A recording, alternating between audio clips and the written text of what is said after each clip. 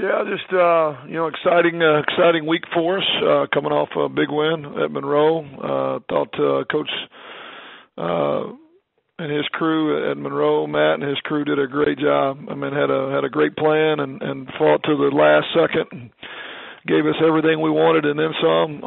Real fortunate that we came away with a win. It took a lot of points to get it done. Their offense is clicking at a really high level and gave us fits all day, but excited and really proud of our offense, how we responded. And our defense got some stops when they needed to, and we scored points all day, and we knew it was going to be the case that we had to. And so it was a team effort. It didn't look like any of the ones we've had before. It was different. It was unique, but it was still a win, and it was a tough win on the road. And it's earned us the right to come at home and play for a championship, which is what the goal was all along. And we excited about getting a chance to play this here at home, having Troy come to us. Great team that we got to play. But this is what we play for, and it's why you play the game. It's what you get excited about these kind of opportunities too. Really good football teams. Going to be a great environment, hopefully great weather, and a championship on the line. And there's a bunch of people out there playing that don't get to say that. So we're excited about championship week. Thank you, Coach. Our first questions come from Matt with the Jonesboro Sun. Matt, please go ahead. Morning, Coach. How are you? Good. As a play caller, how would you describe that game Saturday?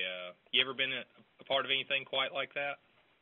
I've been in some shootouts along the way, Matt. I'll be honest with you, not sure how many of them we've won along the way. When you're in that situation and it seems like you've got to score every possession to just be safe. A lot of times those don't go your way, but just try to be really aggressive, but also try to be really sound to make sure that we didn't put ourselves in bad situations. And I thought we had a good plan and the guys executed it really well, but I expected that it could be a high-scoring game, not to the extent that it was.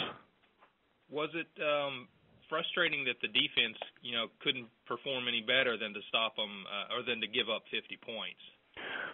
Well, I think we had I really respect what they're doing offensively. And I think they've got a very unique, in terms of personnel, they've got a very unique group. It fits what they want to do, and it can put you in very tough positions. And frustrating in the sense that, we got a good defense and we felt like we'd get a couple other stops, but at the same time, we knew that they could be problematic. They've got good matchups, and if they throw and catch well that particular day, then they can create some stress, and they did. And I think that with the also the combination of some key guys getting hurt and not being on the field made us vulnerable and made it for a tough day. I think the thing that gets lost is that, at the end of the day, we created 4 turnovers, and that may be the difference in the game. To create the turnovers and give us opportunities to score and create some space between us and them. I know we see the points that they gave up, but at the same time, the 4 turnovers were huge.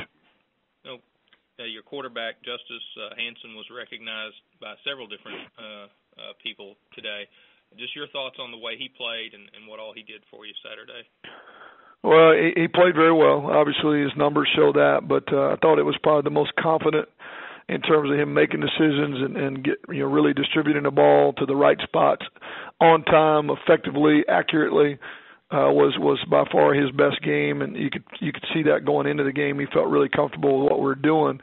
But a tremendous amount of credit goes to the supporting cast. We protected really well. We were able to stay ahead of the chains by running the ball very physically. And I thought the wideouts played their best game of the year in terms of elevating to the ball and catching the ball in one-on-one situations and really attacking the football. So I know his name gets thrown around a lot, and he did play a very good game, but there's a lot of people involved with those kind of numbers. Justin McInnes, one of those guys, he obviously had a really big game. What do you kind of feel like led to that performance? I think his work ethic and his practice habits are really the story for him.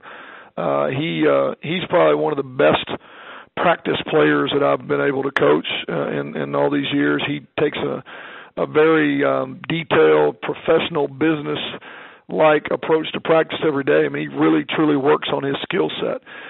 He's not as fast as some. He's not as mobile and fluid as some, but he's just so technically sound, and he understands the game, and he works so hard at it, and has such great ball skills. that he just continually gets better and better and better. And I think he's gotten faster as the years progressed. And his route running and his ability to get himself open has really, you've seen a huge jump from fall camp to now, and how he's progressed, and he's got another year with us, which is great. Has he kind of emerged as one of your, if not your top receiver? Well, he's definitely one of our top. There's no doubt. I mean, I know that the quarterbacks all feel like anytime they get it around him, he's going to make a play. They trust him to win in one-on-one situations. You know, his size gives you a huge advantage, obviously. But I don't know. I think it's hard to say. I think on any given day, any of those guys could be your best. But we trust them all equally well, and they're all playing at a high level. But he definitely has been very consistent, and he is a guy that they truly trust will make a play if they get the ball near him. All right, Coach.